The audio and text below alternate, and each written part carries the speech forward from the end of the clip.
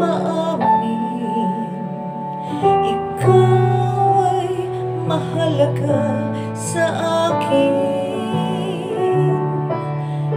Di ko man maisip sa pagtulog, ikaw ang panaginip.